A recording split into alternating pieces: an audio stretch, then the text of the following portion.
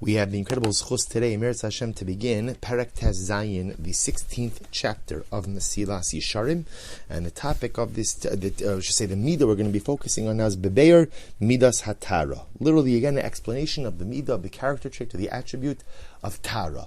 Tara literally translates as purity, but we'll define it in a bit more depth in just a bit. So here, writes the Ramchal, Hatara hi tikun alev machshavas. What's Tara? Tara is the rectification. Tikun, like latakin, to fix, the rectification of one's heart and one's thoughts. As David Melech writes in Tehillim, David says, Hashem has created me with a leif tahar, with a pure heart. Ve'inyana, so what does this mean? Shelo yaniach ha'adam makom liyetzer b'ma'asav, Eliyu kol ma'asav atzad ha'chachma v'hayira v'lo atzad ha'chid v'atayva. So Michal says something amazing. What does it mean to have Tara?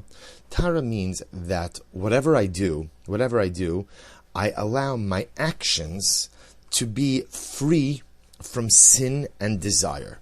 That whatever I do, my maisim, my actions, should be with chachma and yira, should be informed by wisdom and awe of HaKadosh Baruch Hu, and not with sin or desire. So here's what's interesting. In Tara, what the Ramchal seems to be saying is, it's not just about what you do, but it's ultimately what shapes your actional decisions. Are my actional decisions based on chet, sinful wishes, taiva, desirous wishes, or are my actions shaped and informed by chachma, wisdom, and yira? And the truth is, this even applies to even physical and mundane actions. So this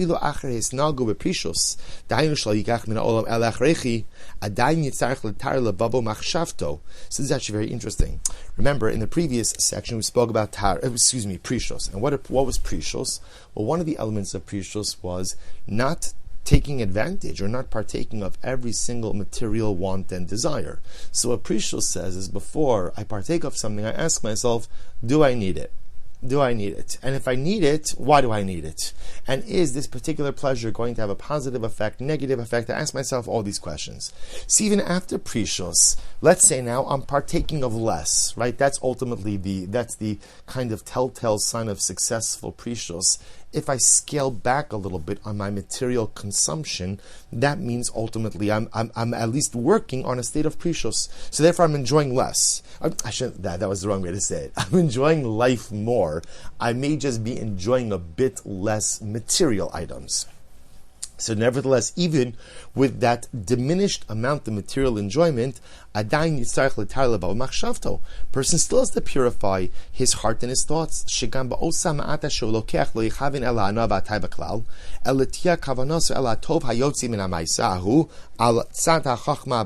very interesting. So prishos is much more focused, almost like actionally. What should I partake of? What shouldn't I partake of? What Tara says is, even the little bit you partake of, why am I partaking of it? Why am I enjoying this thing? Is it to satisfy a desire, to satisfy a want? Or ultimately, again, is it because this desire, or I should say this pleasure, this enjoyment, satisfies some higher purpose, what he calls chachma and avoda. So it's really just a fascinating corollary. So as Prishos says, think, do you need this, don't you need this? Okay, so let's say I decide I need it.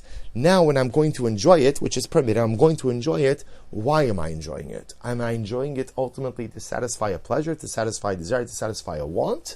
Or at the end of the day, does this piece of enjoyment, does this thing that I'm going to use satisfy some type of higher purpose or goal? Just like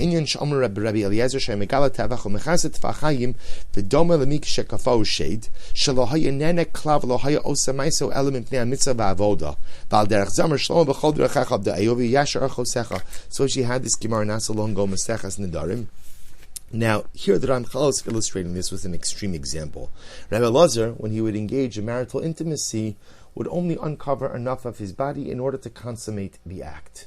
So the Ramchal uses this as an example of taking something that is permitted, but even when it's permitted, again, you could take marital intimacy. Marital intimacy is not only permitted, it's a mitzvah. It's a mitzvah.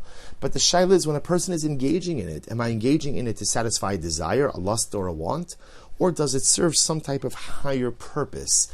his example over here of Rabbi Eliezer only uncovering a part of his body represents that his even when he's enjoying something that is permitted, he's doing it in a way that serves as chachma. Now, I want to point out, and I said this when we learned this sugi in Daf Yomi, we do not paskin this way halacha l'maisa. In fact, again, intimacy, just to digress for just a moment, intimacy, Dafka the Shulchan Aruch says is supposed to take place unclothed. The Gemara elsewhere discusses the idea that it's supposed to be a wholly and totally pleasurable experience. This, what Rabbi Eliezer is, what the Gemara describes as Rabbi Eliezer is a much higher level of behavior. This is already a different level that regular people don't operate on. The Ramchal is bringing this in not for us to emulate this halachic practice, but to illustrate the hashkafa of what it is that he's saying. That halacha l'maisa, even if something is mutter, you have to ask yourself, why am I enjoying it? Am I enjoying it just to satisfy a desire, a want, right? A want, or does this particular form of pleasure serve some higher purpose as well? Ba'amnam, tzarech sheteda, kimo sheshayach taras hamachshav ma'isma gufnim, asher him misad atzmim krovim liyetzer, v'sheyisracha kol mimenu v'lo yimishalo, kach shayis tarach samashava.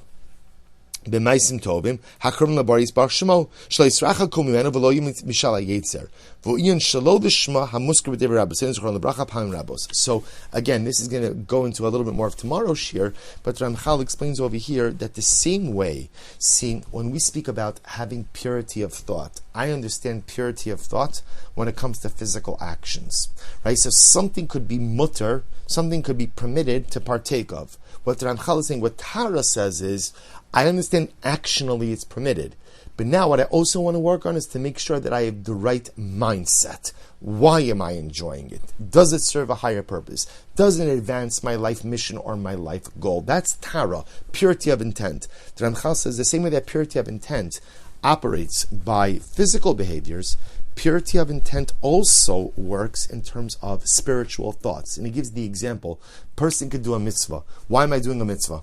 Why am I doing a mitzvah? So you ask a person, why are you doing a mitzvah? People could give all types of answers to that. Why do I do a mitzvah? I don't want to go to Gehenna. Why are you doing a mitzvah? I want schar and olam haba. Why are you doing a mitzvah? Because my father told me I have to. Because my Rebbe told me I have to. Because I don't want to get out, whatever it is. So there's shalol lishma. Sometimes a person even engages in spiritual activity for the wrong reasons. Tara says, it's not just enough to serve HaKadosh Baruch Hu, but I have to have the right mindset in the performance of mitzvos and in the service of the Ribono Shel Olam as well. All right, we'll stop over here for today. Wishing everyone a wonderful day and a lichtige Chanukah.